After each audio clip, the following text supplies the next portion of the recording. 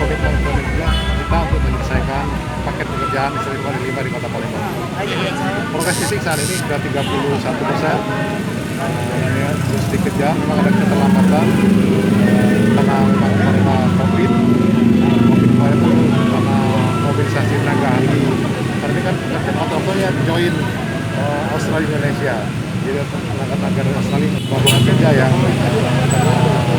COVID jika jadi sekarang kan kondisi sudah normal ini, mereka sudah datang ke sini untuk memacu agar komitmen pemerintah Kota Palembang menyelesaikan stasiun Bali 5 ini bisa sesuai tepat waktu. Walaupun ada keterlambatan, kita banyak kita kejar. Target kapan Pak? Apa? Target selesai kapan? Target saya di awal 2020. Pak, ini baru 30%. Itu kalau 30% itu masih dalam tahap apa, Pak?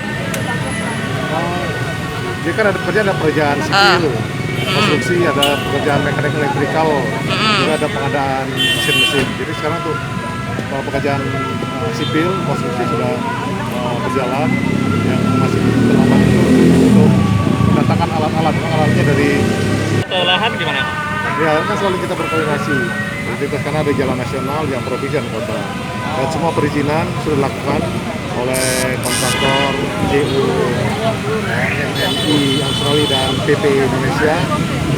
Perizinan baik itu ke Balai Jalan Nasional, ke provinsi dan ke kota.